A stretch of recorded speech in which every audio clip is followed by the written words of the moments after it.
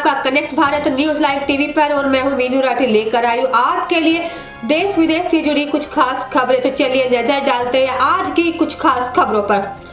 South Korea यानी दक्षिण Korea में 6 घंटे बाद ही क्यों हटा मार्शल लॉ? क्या राष्ट्रपति पर चलेगा महाभियोग? अब आगे क्या होगा, चलिए इस बारे में भी जानते हैं। दक्षिण कोरिया के राष्ट्रपति यून सुक योल ने मंगलवार को देश में मार्शल लॉ लगाने के कुछ ही घंटों बाद इसे हटाने का ऐलान कर दिया है। चौंकाने वाली बात तो यह है कि अपने इस फैसले के पीछे योल ने विपक्ष को सत्ता विरोधी ताकत और लोकतंत्र के लिए खतरा करार दिया था।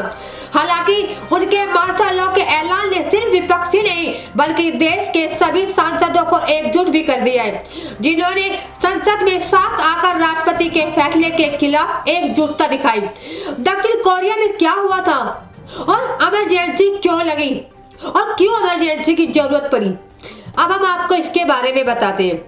दक्षिण कोरिया में मंगलवार राष्ट्रपति योल ने टीवी पर आकर देश में मार्शल लॉ लगाने का ऐलान किया था। उन्होंने इसके पीछे कोई स्पष्ट वजह न देते हुए विपक्ष पर सत्ता विरोधी गतिविधियों में शामिल होने और सरकार को कमजोर बनाने का आरोप लगाया था। इसके बाद उन्होंने मार्शल लॉ के लिए 6 बिंदुओं का एक आदेश जारी किया।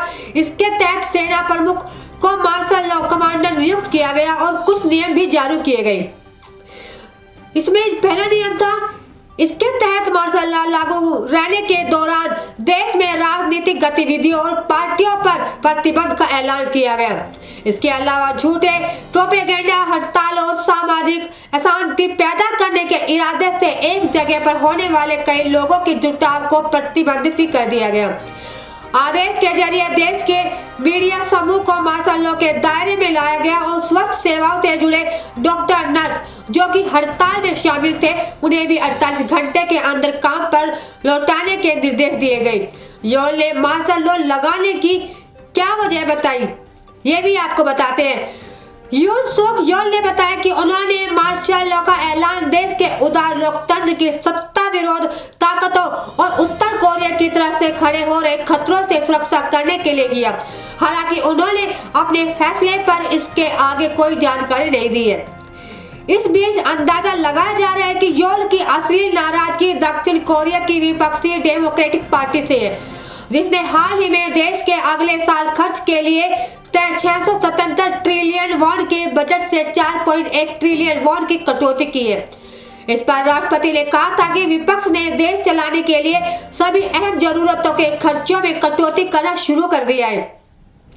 एशिया में अमेरिका के राजनयिक रह चुके एलन यू ने कहा कि एक बात साफ है कि राष्ट्रपति योल सत्ता आने के बाद से ही लोकप्रियता खोते जा रहे हैं। उनके साथ कई विवाद भी जुड़े रहे हैं और इसके चलते उन्हें लोगों का समर्थन भी नहीं मिल रहा, इसलिए वे कुछ कदमों को उठाकर अपनी सरकार को चलाने की कोशिश कर रही है। मार्शल लॉ का ऐलान भी उनकी इन्हीं जल्दबाजी भरी कोशिशों में से है। योल के लिए अब आगे क्या चुनौतियां हैं और आखिर आगे क्या होगा, इस पूरे घटनाक्रम के बाद अब राष्ट्रपति यून सुक योल पर दबाव बढ़ता जा रहा है। विपक्षी पार्टियों ने उन्हें अल्टीमेटम दिया है कि या तो वे अपने पद से इस्तीफा दे दें या महाभियोग की कार्यवाही का सामना करने के लिए तैयार रहे। दक्षिण कोरिया के मुख्य मजदूर संघ ने योल के इस्तीफे का अनिश्चितकाल हड़ताल का ऐलान किया है। संघ ने उन पर लोकतंत्र विरोधी कदम उठाने के आरोप लगाए हैं। वहीं राष्ट्रपति योल की खुद की पीपुल पावर पार्टी ने उन्हें मार्शल लॉ लगाने के कदमों को भयानक करार दिया है और मांग की है कि इस फैसले से जुड़े लोगों को जिम्मेदारी तय हो।